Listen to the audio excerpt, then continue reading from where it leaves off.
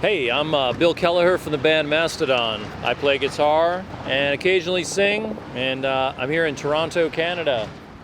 It was a ritual for me as a kid to save up my allowance because most of my favorite bands, they didn't play on the radio, and you didn't have internet. You had like Maximum Rock and Roll or something, but save up your money for the week. You go to the mall, where I grew up, right across the Lake Ontario, Rochester. I'd go to the local mall and I'd go through all the records, the 12-inch vinyl records, and I would find the coolest looking artwork, and song titles, and this guy's got long hair, and the song titles sound kind of evil. Like I found Slayer that way. I found like Hell Awaits, and looked at it, nice big piece of art, and I said, this looks amazing. I'm gonna buy it and take it home. And I would do that, every week, just keep buying records that I had no idea who the bands were, but I only based it on the artwork on the cover. With my band personally, with Mastodon, we try to bring back the art as a whole. It's like you spend all this time writing great songs and recording, spending lots of money on the recording, and an engineer and a producer. The artwork should reflect what's on the outside should reflect what's on the inside, I believe. So we've been trying to do that since day one. Always have really intricate artwork that kind of tells the story to the listener of like what's on the inside. Because when I was a kid, I would sit there and, like a ritual, take the record out of the sleeve, put it on. You have this tangible piece of wax or plastic that you put on your turntable, and you put the needle on it, and you have to physically do all these things with your hands and put it on, and you take the album and the artwork, and you open it up if it's a gatefold or whatever, and you start listening, and you start reading along to all the lyrics, and they're nice and big and on print. It's not something you have to look up on the internet, so you can just start reading it and really feel a certain connection, like a book. Like you're opening up a book and you're listening to the story being told. You're looking at all the artwork, and you're finding different things every time you look at it. I think it's very important to music as a whole, as an art, to remember that it's not just how fast can you play or how hard can you scream, or it's got to be as a whole. You got to look at all the aspects of music. Well, I think when Mastodon first starts writing music, we start coming up with like concepts and ideas for each song. As each song comes together, we try to get our ideas to an artist, to like a physical artist, as soon as we can, to have them start processing all of our ideas from the get-go. And that way they're seated in the music as deep as we are, because they were there from the beginning. And I think that's super important. Instead of writing a piece and having a whole artwork, having a whole piece of art as a record and only audio, and then taking it to someone and saying, okay, paint some cool picture and put it on the front. We're not like that. We like to get that person involved as like a fifth member and start sending them lyrics and any kind of ideas we have for concepts. And it's a kind of back and forth thing. It's a give and take. Like we tell them something and they send us some ideas, and it makes it grow, and it makes the music grow, and it's very organic, and it's just a good way to get the artwork to be as pure and organic as it can be. We've used various artists in the past. We were working with one for many years, and nothing against using one artist, because he's an amazing artist, and he's really captured our spirit, movisually. But I think we just, because the music sort of changes, like each record, we move away from certain things, we go into different territories, and we all felt like, maybe we should try this other artist who might have a different look for, because it's totally different. To us, it's like, that was a totally different record than the last record. Maybe we should emphasize that by totally changing and having a different artist. Because there's a lot of really good artists out there, and we just felt like, let's maybe give someone else a chance to represent us. Well, I believe heavy music, heavy metal, rock and roll in general has always been a rebellious sound. out of people's comfort level. You know, when rock and roll, like Elvis first came around, people started, that's too heavy, we don't like that, you know. And then, you know, you get to Black Sabbath, who was like a perfect example of, you know, rebellion and punk rock, because we're human, and every 14, 15-year-old boy and girl, they come to an age where they rebel against society and authority. Everyone goes through that stage. I remember when I went through it very well, and rock and roll and heavy metal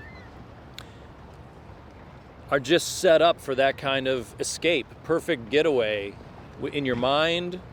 When you go to a concert, when you pierce your ear for the first time and you put on a leather jacket with spikes and you paint your favorite band's logos on the back, and the crazier imagery, the better, you know, because these kids want to escape from reality. They want to get away from their parents and school, and they feel like the world's against them.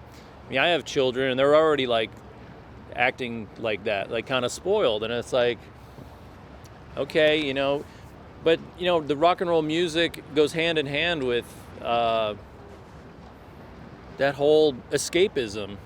Yeah, because when you put on a Slayer record, even I to this day, I'm still like have to air guitar, air drum here and there, and it's just a good feeling. Like, hey, it takes you back to a different place. Like, you know, when you were younger, or when you really appreciated music, when you heard it for the first time. And heavy metal and the mystical journey imagery it works perfectly together.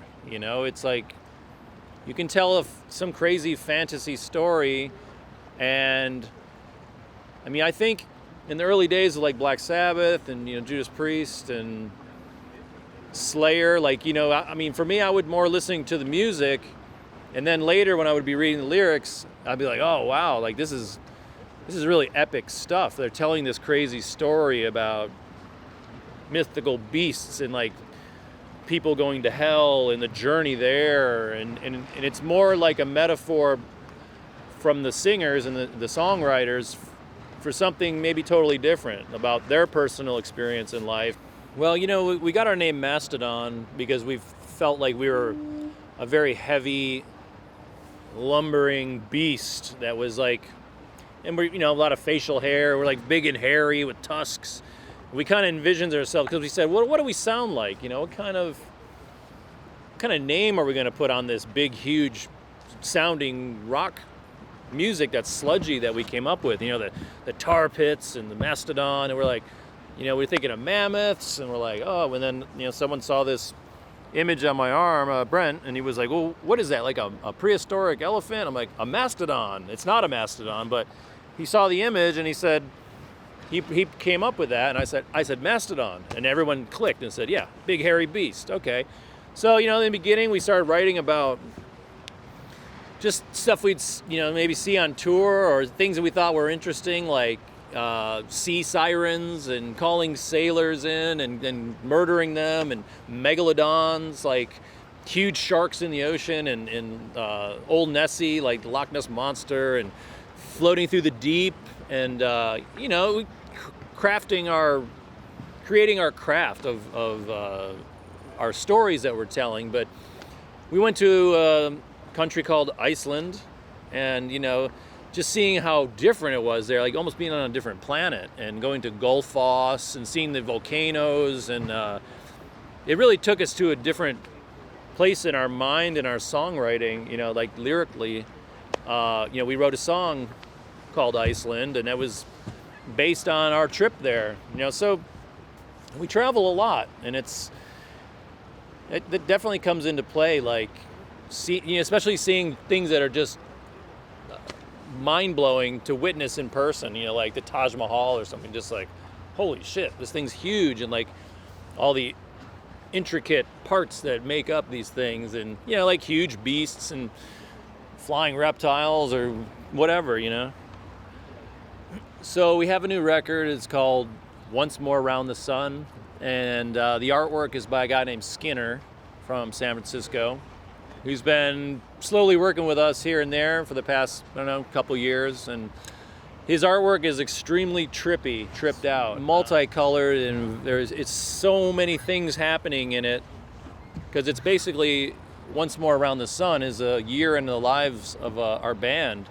It looks like an acid trip. I mean, all of us have done a lot of acid in our lives, not in 25, 30 years, but it's kind of got the good guy on one side and the bad image on the other with their hands out, and all the crazy things in between in life and which direction you're pulled. I mean, that's kind of what I get out of it. I've seen it in person hanging on a wall like last week, which was really amazing. It just looks beautiful. It's just the colors, it's like all the colors of the rainbow, and I don't know, it's like a really beautiful piece of artwork, and I think it's pretty overwhelming, honestly, looking at it. It's just like, wow. I mean, I could sit here and just look at this corner for a few hours and listen to the record and kind of, I mean, it's really up to it's art. It's up to the interpretation of the beholder. It's the person who's looking at it, for them to make up their own mind. Like, I mean, there were kids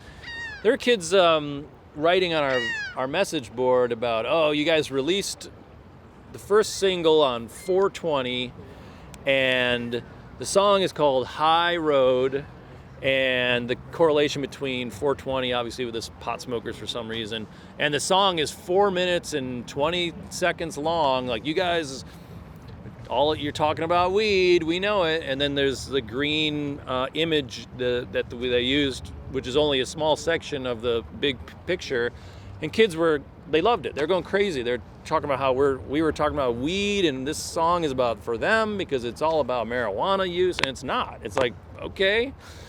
And that's what art is supposed to do. It's supposed to invite controversy, and and we're pretty good at creating controversy with some of our t-shirt designs. I know that.